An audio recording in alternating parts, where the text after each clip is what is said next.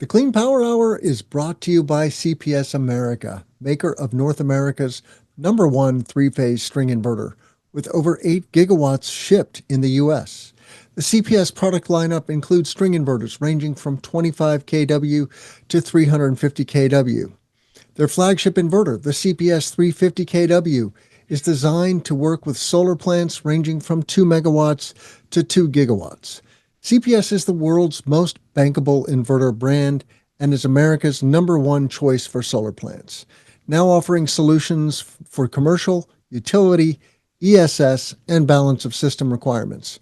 Go to chintpowersystems.com or call 855-584-7168 to find out more.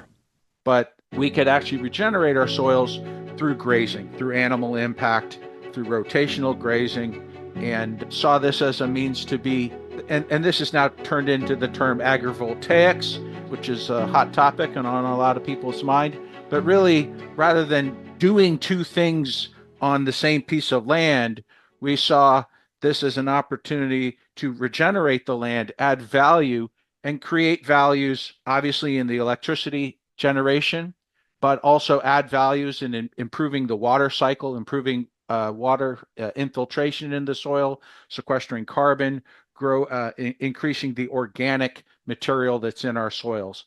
Are you speeding the energy transition? Here at the Clean Power Hour, our host Tim Montague bring you the best in solar, batteries, and clean technologies every week. Want to go deeper into decarbonization? We do too. We're here to help you understand and command the commercial, residential, and utility solar, wind, and storage industries. So let's get to it. Together we can speed the energy transition.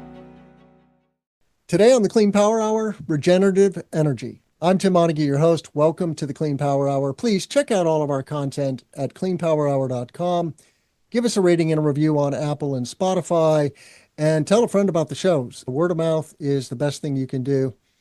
My guest today is Nick de Vries. He is the CTO, Chief Technology Officer for Silicon Ranch, a major solar developer based in Nashville, Tennessee, but working nationally. Welcome to the show, Nick. Hey, Tim. Thanks for having me. I love the stuff we're going to talk about. I could talk about this stuff all day long, and I'm so intrigued, though, that Silicon Ranch has coined this phrase, regenerative energy, and we're gonna geek out on that. What is that? Mm-hmm. But before we do that, Nick, tell our listeners a little bit about yourself and how you came to Silicon Ranch. Sure. I'm the Chief Technology Officer of Silicon Ranch, and I've been with the company, a little over 7 years, but had worked like many people at Silicon Ranch, had worked with Silicon Ranch prior to that at another company, at EPC, building solar power plants. With my time here and around Silicon Ranch, I can say that I've designed and built some of the first solar power plants that Silicon Ranch owns and operates, projects that are still with me 13 years later. And it's a company that allows you to have a long-term view of the work that you're doing.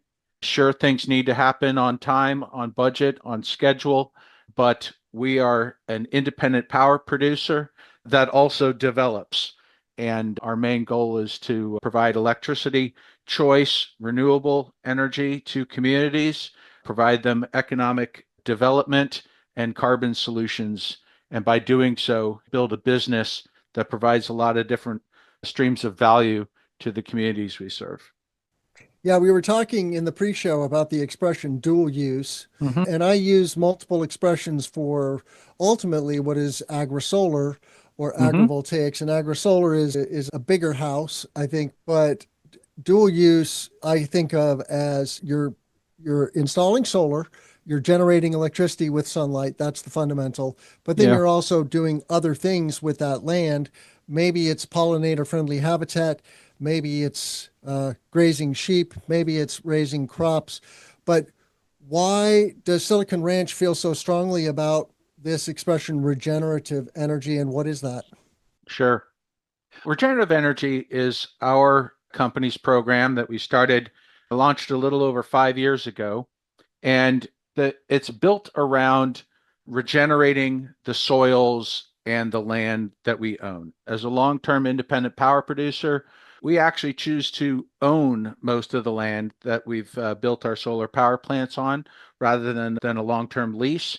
And so we actually had seen where I thought we had been pretty good. Our civil designs worked out the way they were supposed to, and other times where the land was in bad shape.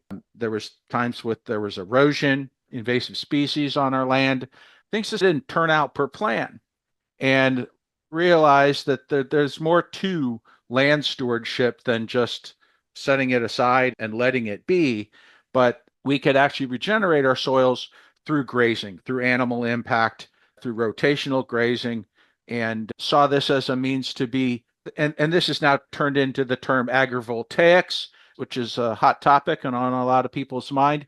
But really, rather than doing two things on the same piece of land, we saw this as an opportunity to regenerate the land, add value, and create values, obviously, in the electricity generation, but also add values in improving the water cycle, improving water infiltration in the soil, sequestering carbon, increasing the organic material that's in our soils. Our regenerative energy program is the combination of renewable energy and soil revitalization and soil regeneration in the same operation.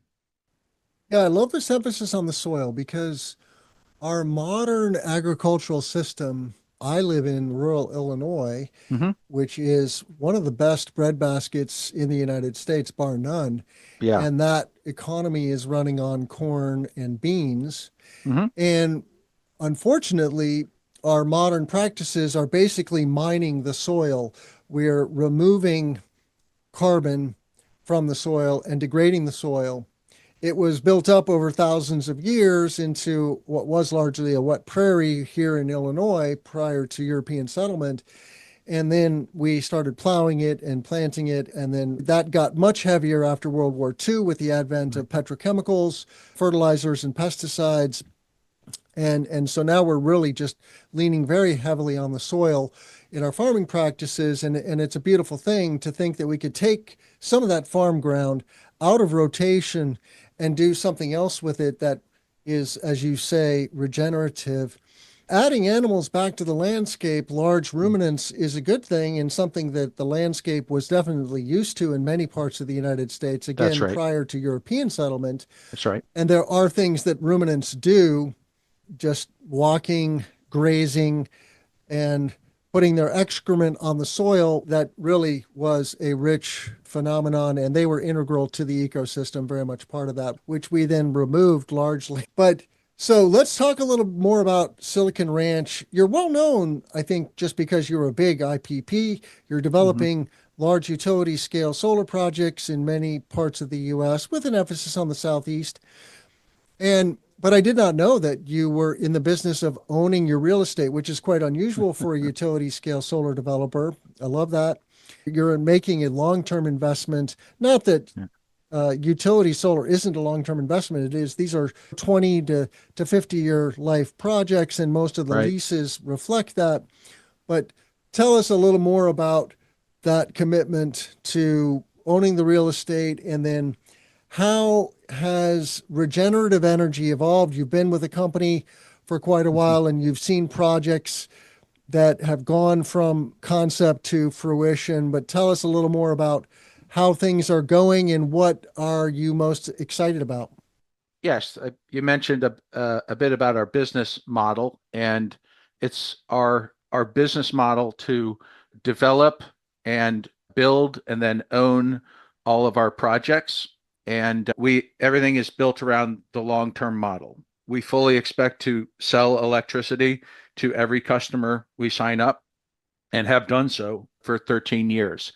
Every single power purchase agreement that we've executed, we've delivered on and sell electricity. And many of them are now over a decade old.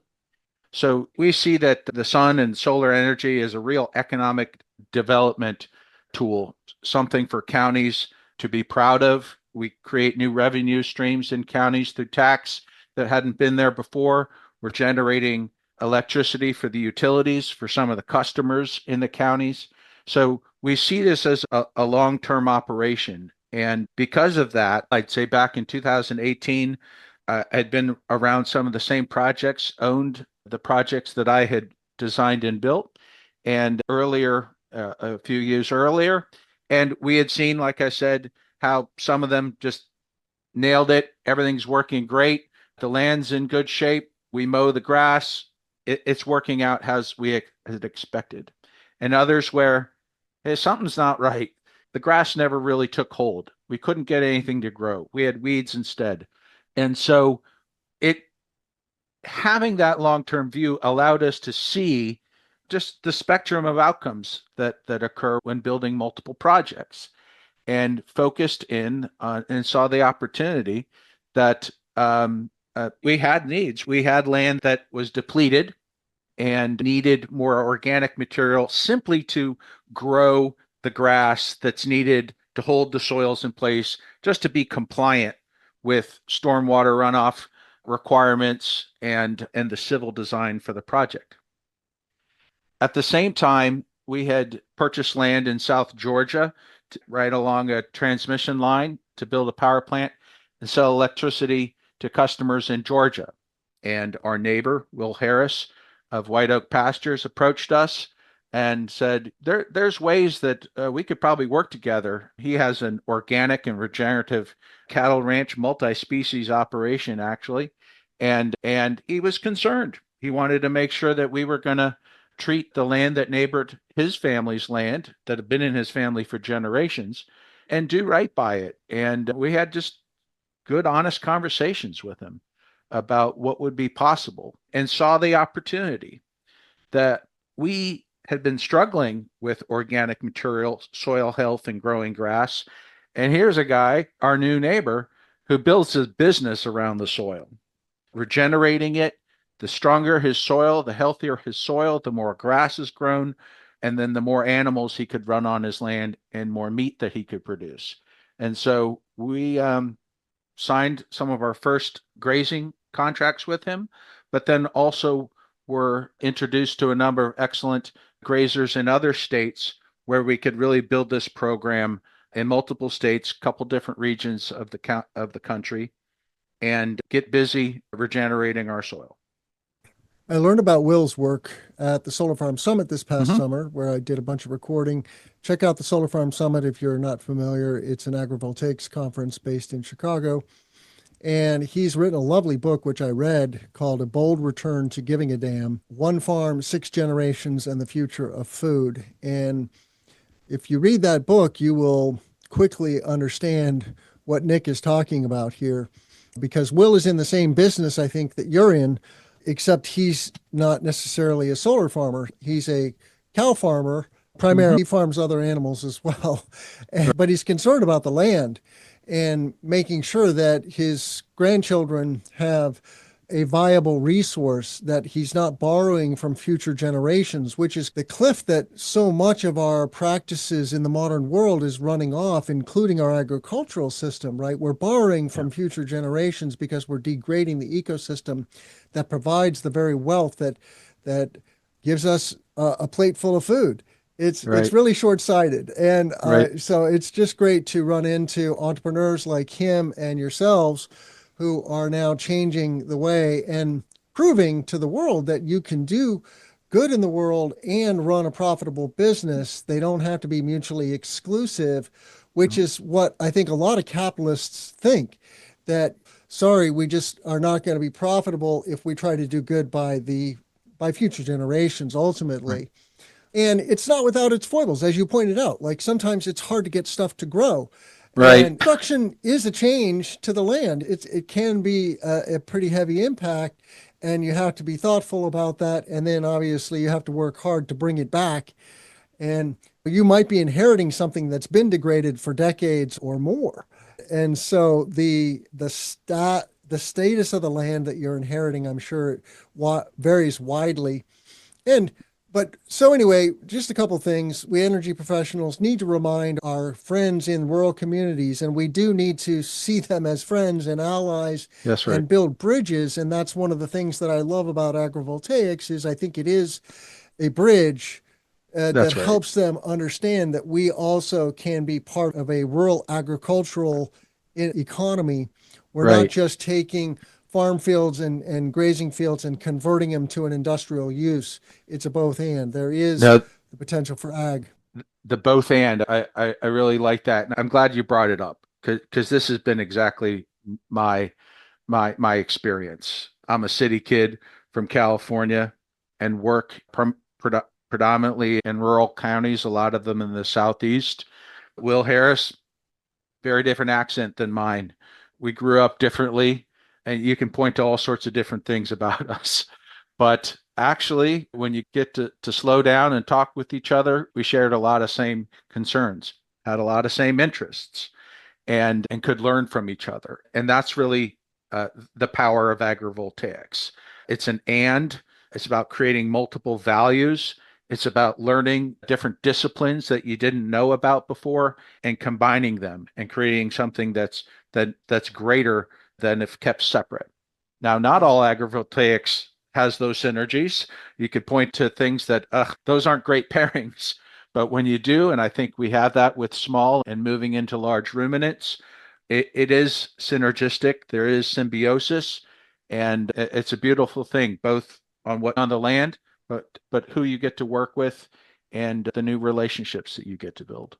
One of the I think assumptions that people quickly make about agrivoltaics is, Tim, that's not going to pencil very well. You're going to have to do something. You're going to have to create racking that's higher off the ground, Mhm. or doing a different treatment for wire management, any myriad of things. So Right. what should our developer and asset owner friends and others, farmers, understand about how you guys are doing agrivoltaics, and how do you make it make economic sense? Sure. It has to make economic sense. If not, it's going to be something you do once and maybe to try it or out of a requirement, and then you're not going to want to repeat it because you're losing money from it. Again, as a long-term owner and operator of our power plants, the decisions that we make are with us for decades. And it's imperative to us at Silicon Ranch that our agrivoltaics programs pencil out and work within the budgets of our programs.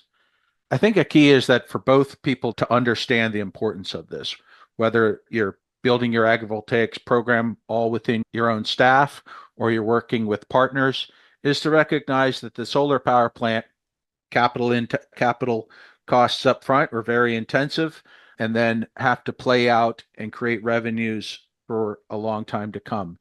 Understand and respect that. But the key is, if you're working on both sides, both the construction and the operation, is be looking at the values that agrivoltaics bring to your program. With our grazing systems, these are all part of our vegetation management program. Costs that we have on the program, whether we do it conventionally, regeneratively, or with agriculture. So making sure that the grazing program fits within your vegetation management budgets, and be looking at ways that different design choices that you make can help that or hurt that. But if you can work on both sides, both the construction and the operation, you can find the right long-term decisions and make the right decisions, and agrivoltaics can work.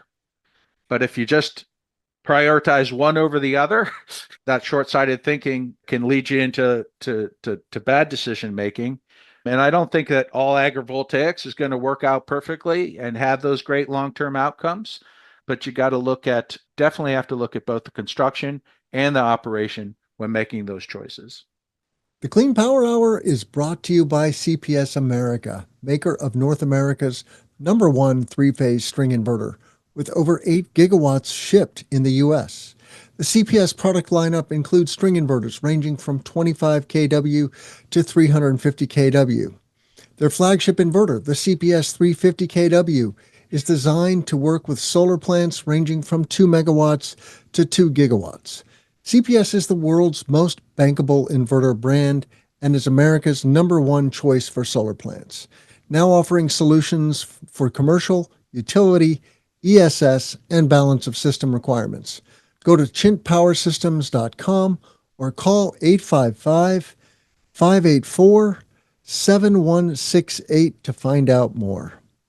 In the vast majority of markets in the U.S., you're going to have to do some form of vegetation management. Here in the Midwest, you're considering pollinator-friendly planting, turf grass, or some other more nuanced treatment. And what I learned through spending time with developers and graziers and others in the agrivoltaic space is that this can be a economic win for developers going just from, for example, turf, which has to be mowed fairly regularly Right. so it doesn't sprout huge weeds that are going to shade your solar array. Right. And the cost of mowing is completely non-trivial, and it's polluting in the vast majority of cases. Of course, there is the advent of electric mowers, which Sure. I've covered on the show a couple of times. And certainly, if you're going to mow, we want those mowers to be more ecologically friendly, and electric is definitely the way to go. But talk about the delta just going from mowed turf to, say, sheep grazing. How does that work out for the land? Well, for the project, I guess. In your case, you're the landowner, and maybe you can tease that apart, but how does grazing work economically? Sure. A lot of it goes to what kind of grass you've grown. And if you got a good strong grassland prairie beneath your solar power arrays, there's a lot of food and forage there. And a lot of it's food for your flock of sheep. If you have weeds, they're not exactly palatable. They're actually what grows tall and shades the solar system, and you can drive in repeated mowings. You're never going to get them all with sheep. And so the key to making grazing work is actually getting a good stand of grass, nothing ideally too wet with long, tall wetland grass species coming up. It comes to getting your grass right. To get your grass right, you got to get your soil right. If your soil is degraded, you're going to get weeds. That's the only thing that want to and can grow in some of these harder soil conditions. Even when you aren't starting off with the greatest soil, the grazing helps increase your organic material, break up some of the crust, and allow good grasses to grow. You can graze just as cost effectively as you can mow in some cases. You can definitely mow cheaper sometimes. You can graze cheaper sometimes. But usually it all comes back to the grasses that you're growing and getting that right. It comes back to the long-term view. If all you're trying to do is get out of construction, get something down, and go, you may not be establishing the right type of vegetation that either mowing or grazing needs to be successful long term. So the type of vegetation you're planting is going to vary if you're planning to run sheep or cattle, and you're doing some work in the cattle space. I want to shine a light on that as well. The vast majority of agrivoltaics today in the U.S. is sheep grazing. Certainly. We're doing some pilot scale work on growing crops under solar arrays also, and there's no reason that you can't grow crops. It's just it's a question of economics. And I think personally, it makes a lot of sense to follow a path of least resistance initially, which seems to be grazing. So let's go there. But now there's gigawatts of solar in the US that's being grazed, and it is truly going mainstream. Thanks to ASGA and other organizations, the American Solar Grazing Association. Shout out to Lexi Hain, who was the founding director there. And Indeed. now she's at Lightsource BP as their head of agrivoltaics. But so what else should our developer and asset owner friends know about grazing? And then let's shine a light on your work with cattle. Look, it's taken off, and I think because it works. Like you said, maybe it's the path of least resistance. When we sat down with in the beginning, you can say it's going to work. The geometries are such that sheep can live and are sheltered very well by the solar power plants and the space beneath them. And I think it has a lot of room to grow. You get announcements every couple months, every couple weeks sometimes about new people getting into the space and committing to grazing practices. I think something that people need to know is that two-thirds of the lamb that we eat here in the United States isn't produced in the United States. It comes from overseas. So there's a huge amount of room to grow and increase the national flock here in the United States and not change anybody's eating habits. Can eat no more or no less lamb and simply displace imports into the country. So there's a lot of room to grow with sheep, and it's a practice that really works out and makes good economic sense on your power plants. It's taken off, and it's taken off because it really does work, and the lamb markets are ready for this and are ready for all the sheep and increasing flock size. That said, there's many more cattle ranches in America than sheep ranches, and it's something that a lot of people culturally identify with. Oh, if I could raise cattle in and around here, yep, I'd be very interested in doing this with you.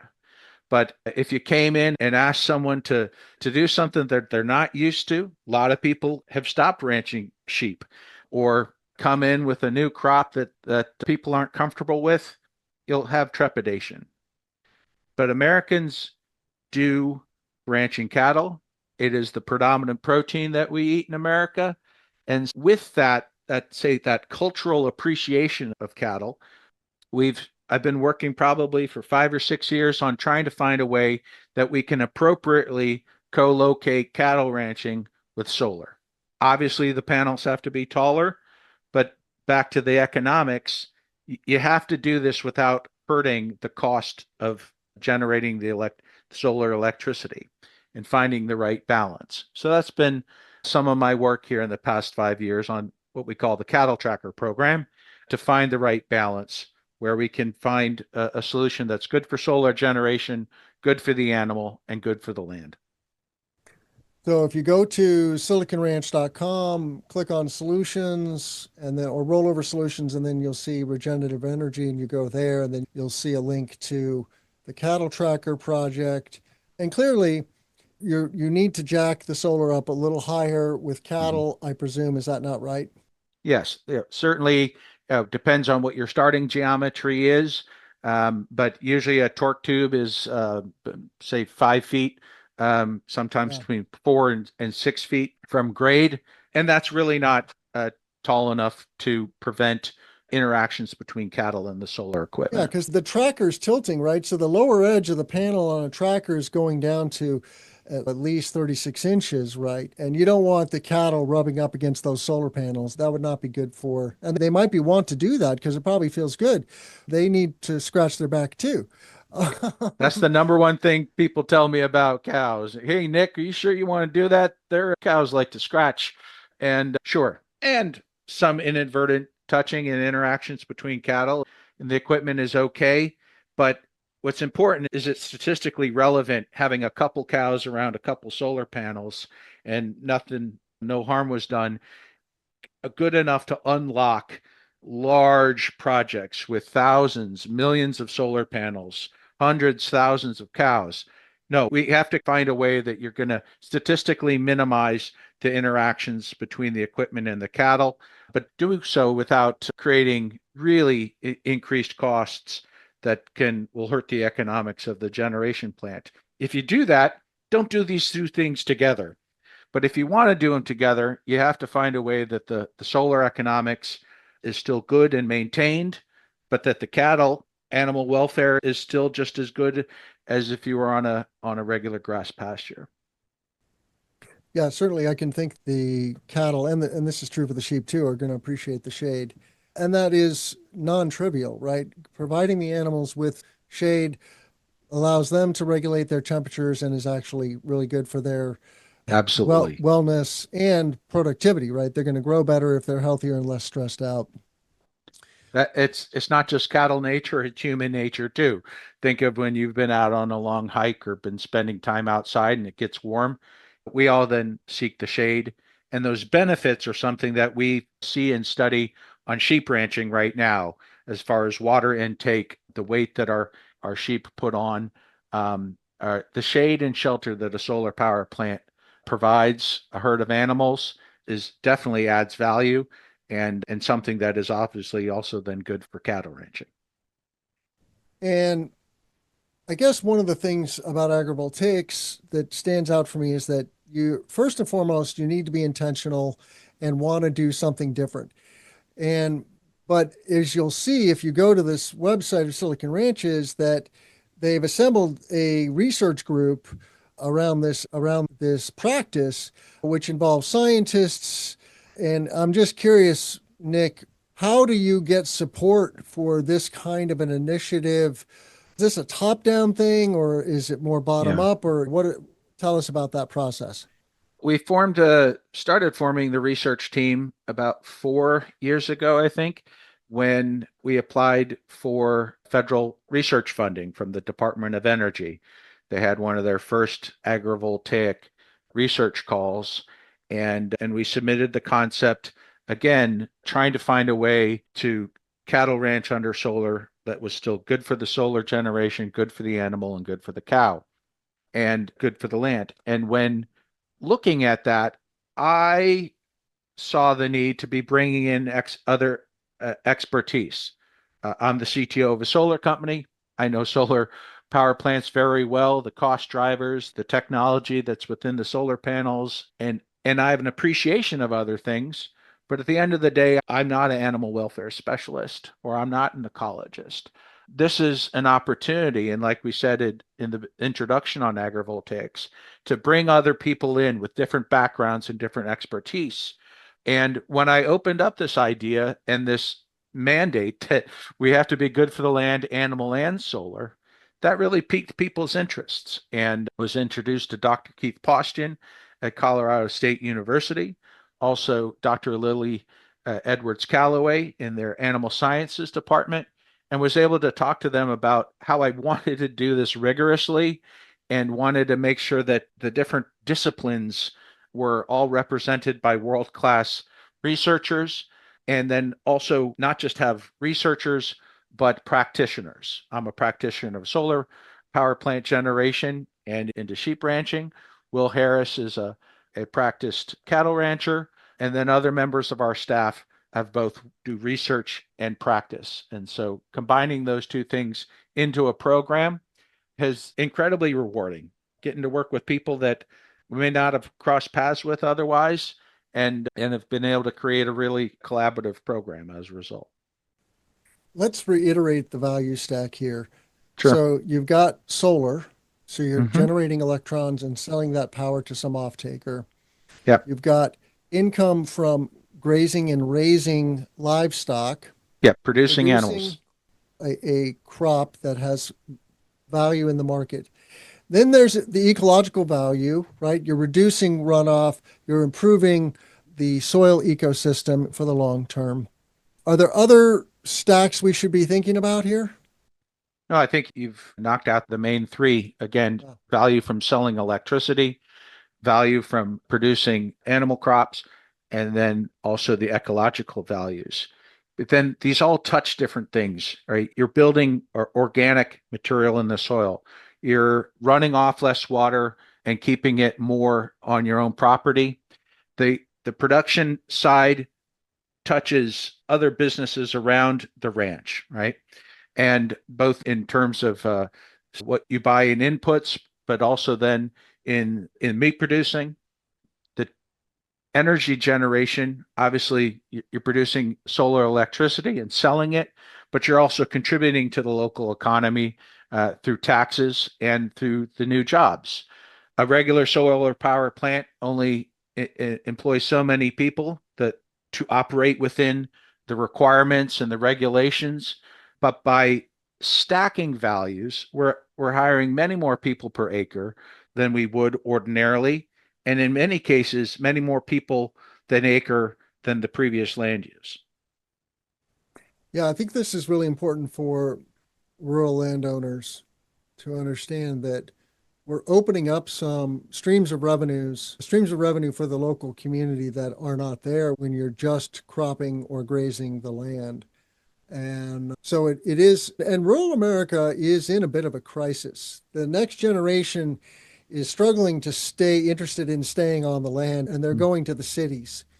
And this is a cycle which ultimately is causing labor poverty in these communities, right? There aren't enough local people to run these operations. So I think it's great that solar can be part of the solution for rural communities in multiple ways. And there is a growing drumbeat, and I'd like us to close on this, Nick, in the last few minutes we have together. There's a growing drumbeat of NIMBYism, of pushback from various and sundry forces against wind and solar and battery projects in the U.S. And so we have to work very hard and take this very seriously to improve the odds of getting projects developed. We can't make the energy transition fast enough if we're going to have a lot of friction on the ground. Right. So what is your experience, though, at Silicon Ranch when it comes to getting projects permitted? Every project has to get permitted. Every project is cited in a community where people should have natural concerns about a new project. Just as I want to have a say about what goes on in my county and the types of development that is approved here, so should every American in whatever county that they live in. It is very important to not just brush off people's concerns as, well, that's silly, or that's just not the science of it, or don't you see that we're trying to do something good here, but truly listen. And it's by truly listening that you start thinking of some of these solutions. Actually address the people's concerns. Actually try to come up with programs to employ people and come up with programs that reflect the cultural values within a community. That's what we've tried to do with agrivoltaics. It's important to know that it's not the only thing to connect with the community. Different places value different things, have different questions, but by listening to them and truly looking to find ways to address them, I think that you're actually going to be able to build the multiple different types of value that a solar power plant can create. This is what has led us to our agrivoltaics program, but also is what leads us to build with domestic product to make sure that for every dollar that we're spending, we're contributing to the U.S. economy, creating jobs in factories for communities that have them. There's multiple different ways that you can listen to the communities, act on it, and deliver a more valuable project that someone then might be proud to approve. And I should mention that you're the host of a podcast, Silicon Ranch Radio. So check that out also. That's right. At siliconranch.com. I listened to your interview with Dan Sugar of Nextracker. Fascinating experience Dan has had with many decades now in the industry. So check that out. And I assume you'll be at the Solar Farm Summit next summer in 2025. I know that's on the calendar, but how else can our listeners find you online, Nick? I'm pretty active on LinkedIn, and I appreciate you mentioning our podcast. I get an interview out about once a month. I frequently attend some of the solar conferences, Solar Farm Summit, and I'll be speaking at the University of Illinois here in a couple of weeks. But find me on LinkedIn and take a listen to our podcast. I appreciate that. Wonderful. You can check out all of our content at cleanpowerhour.com. As I say, please give us a rating and review on Apple or Spotify. Reach out to me on LinkedIn as well. I love hearing from my listeners. And with that, I'll say thank you, Nick de Vries, for coming on the show today, Chief Technology Officer with Silicon Ranch. I'm Tim Montague. Let's grow solar and storage. Take care, Nick. All right. Bye-bye. Thanks. The Clean Power Hour is brought to you by CPS America, maker of North America's #1 three-phase string inverter, with over 8 gigawatts shipped in the U.S. The CPS product lineup includes string inverters ranging from 25 kW to 350 kW. Their flagship inverter, the CPS 350kW, is designed to work with solar plants ranging from 2 megawatts to 2 gigawatts. CPS is the world's most bankable inverter brand and is America's #1 choice for solar plants, now offering solutions for commercial, utility, ESS, and balance of system requirements. Go to chintpowersystems.com or call 855-584-7168 to find out more.